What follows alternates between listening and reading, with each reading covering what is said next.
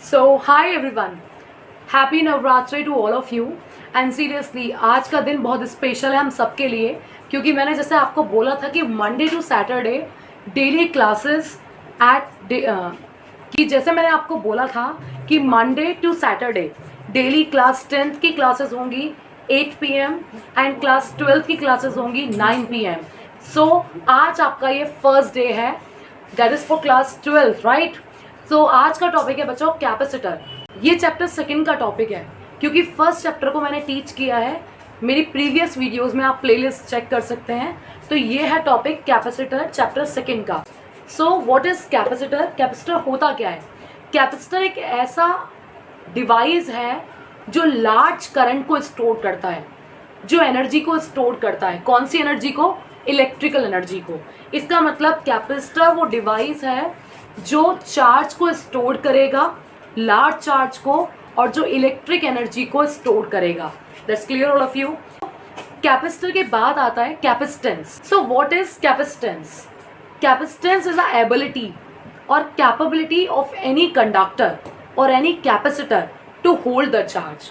वो कितने चार्ज को स्टोर करेगा। फॉर एग्जाम्पल, एक कैपेसिटर 2 कूलाम चार्ज को स्टोर कर रहा है, ये 2 माइक्रो कूलाम को कर रहा है, और एक कैपेसिटर 4 माइक्रो कूलाम चार्ज को स्टोर कर रहा है।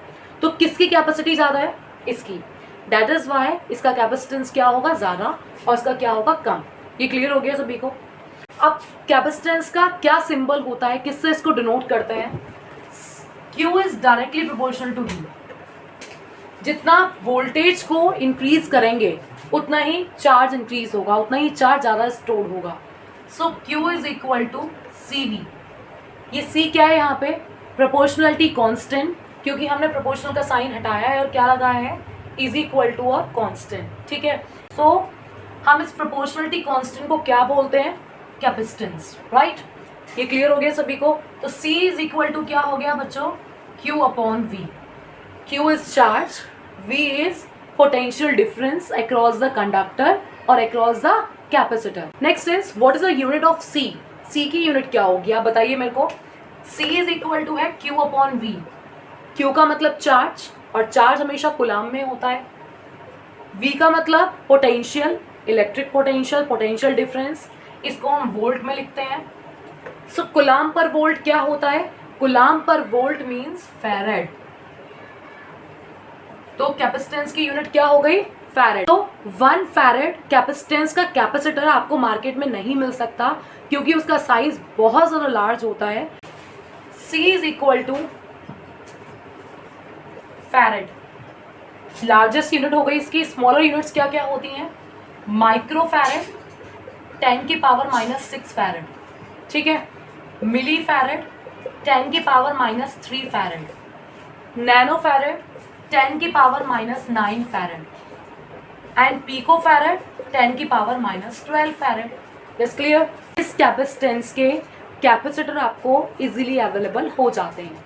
एक बात बताइए, आपने सुना होगा बहुत सारे लोगों से कि हमारा फैन स्लो चल रहा है, तो फिर सपोज अगर आपको नॉलेज है इस बारे में, तो आप कहते हैं कि आपके फैन का कंडेंसर एक बार चेक कीजिए, कहीं वो बेकार तो नहीं हो गया है।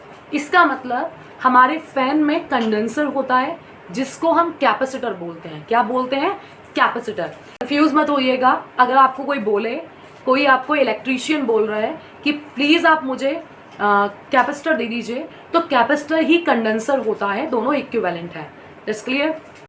अब एक होता है जिसके पास फिक्स्ड कैपेसिटेंस है, जिसको हम डिनोट करते हैं उस कैपेसिटर को इस सिंबल से, ये दोनों पैरेलल लाइन है। और एक होता है जिसके पास वेरिएबल कैपेसिटेंस है, जिसकी वैल्यू को आप चेंज कर सकते हैं अकॉर्डिंग टू योर रिक्वायरमेंट। इसको बोलते हैं variable capacitor. Basically capacitor 3 types के होते हैं। One is spherical, cylindrical, parallel plate capacitor. जब कंडक्टर की शेप स्फेरिकल होगी तो उसको बोलेंगे हम स्फेरिकल कैपेसिटर। जब कंडक्टर की शेप सिलेंड्रिकल होगी तो उसको हम बोलेंगे सिलेंड्रिकल कैपेसिटर। और जब कंडक्टर की शेप प्लेन होगी तो हम बोलेंगे पैरेलल प्लेट कैपेसिटर। जैसे मैंने आपको बताया कि C इज इक्वल टू क्या होता है? Q upon V। C किस किस पर डिपेंड करता है? क्वेश्चन ये आ सकता है, is C depend on charge? Is C depend on potential difference across the conductor? No. C does not depend on Q and V. C always depend on the size, shape and the medium of the condenser or the capacitor. कि size क्या है condenser का, उसका shape क्या है condenser का, और उसके बीच में कौन सा medium fill है.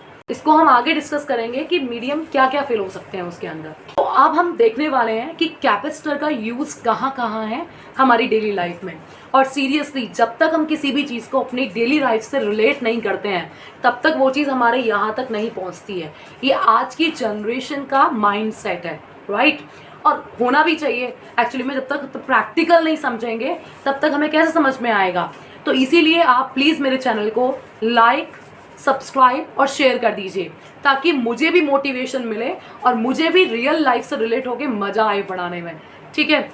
सो एक बात बताइए कि कैपेसिटर को आप कहाँ कहाँ देख सकते हैं अपने घरों में. इलेक्ट्रिक फैन में, मोटर में, और आपको पता है फिल्टर सर्किट होते हैं जहाँ पे हमें फ्रिक्वेंसीज को फिल्टर करना होता है. फॉर एग्जाम्पल तो क्या होता है जब हम लोग एडिटिंग करते हैं वीडियो की तो उस टाइम पे हम फिल्ट्रेशन करते हैं. वहाँ फिल्टरिंग प्रोसेस चलता है, नॉइस फिल्टर होता है. तो वहाँ पे भी कैपेसिटर यूज हो रहा है. ठीक है. कैपेसिटर यूज हो रहा है हमारे रेडियो ट्यूनिंग्स में. आप देखते हो रेडियो का पास ऐसा ट्यूनर होता है, उसको हम क्या करते हैं कम या ज़्यादा कर सकते हैं. तो वहाँ पे भी कैपेसिटर का यूज है. ठीक है.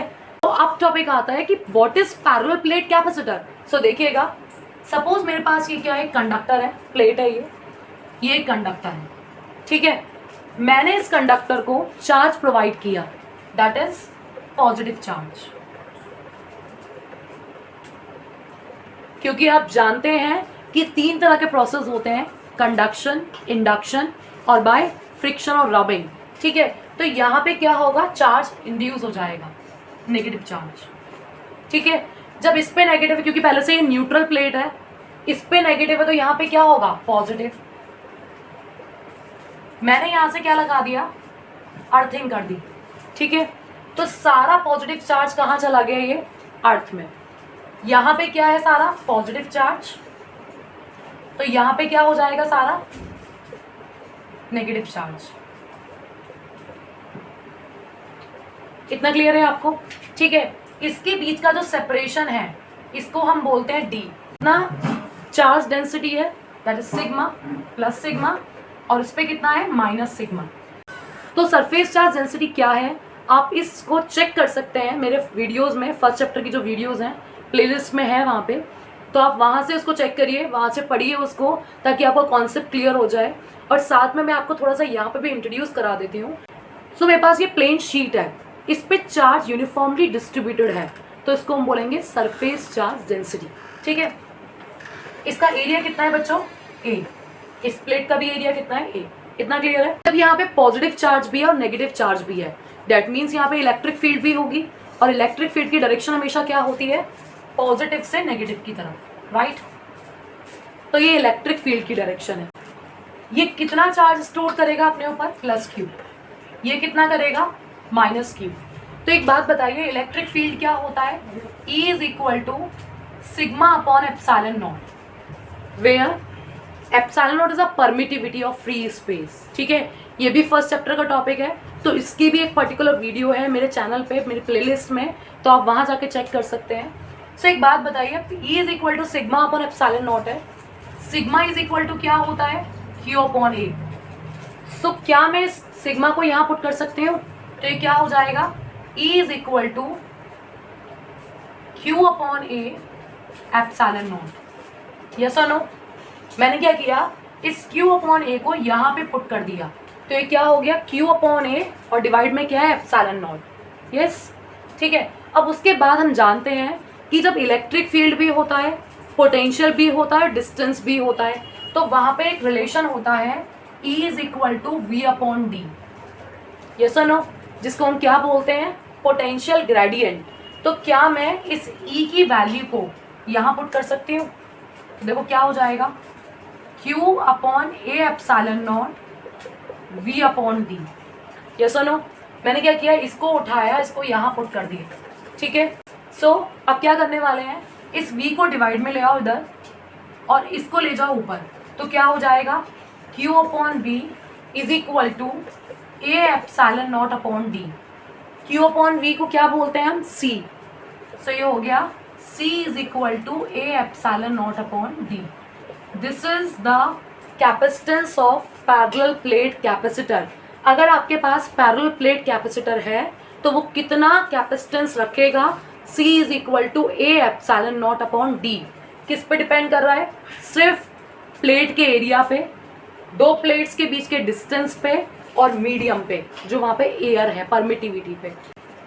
That's clear to everyone.